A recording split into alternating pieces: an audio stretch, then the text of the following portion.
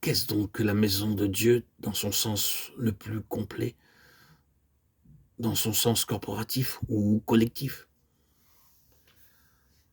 Ce sera pour reprendre cette phrase merveilleuse que nous retrouvons presque 200 fois dans le Nouveau Testament, tout ce que signifie en Christ. Si nous sommes dans la maison de Dieu, nous ne sommes pas dans la maison de Dieu que parce que nous sommes en Christ. Être en Christ, c'est être dans la maison de Dieu. Et ne pas être en Jésus-Christ, c'est être en dehors de la maison de Dieu. Il est lui, la maison de Dieu. C'est en lui que nous sommes amenés. Mais être en Christ implique une exclusion totale de tout ce qui n'est pas Christ. Et dans une méditation précédente, nous nous sommes efforcés de rendre bien clair une chose, c'est le caractère entièrement et absolument autre de Christ, d'avec nous-mêmes. Oui, dans ce que nous sommes de meilleur, combien complètement différent il est de l'homme religieux même, le meilleur soit-il, différent dans son esprit, dans son cœur, dans sa volonté, si entièrement différent dans sa constitution qu'il nous faut toute une vie pour découvrir par l'enseignement du Saint-Esprit combien nous sommes différents de Christ et combien il est différent de nous. Mais Dieu a marqué cette différence de façon absolue dès le commencement.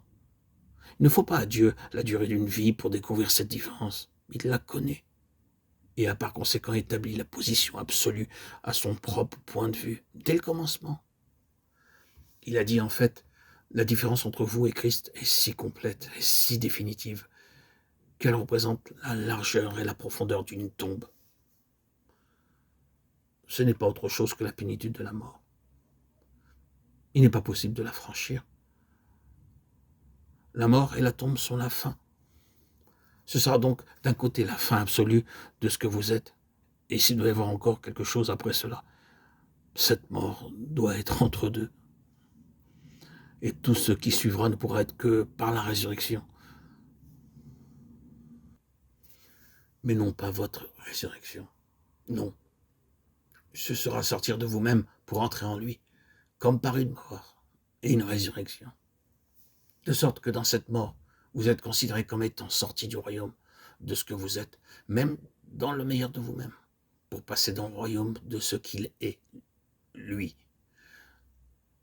La profondeur d'une tombe se trouve entre vous et lui, et il est impossible de la franchir. C'est une fin. C'est là ce que signifie entrer dans la maison de Dieu. En revenant au premier chapitre de Jean, nous remarquons que la vérité nous y est présentée de manière représentative.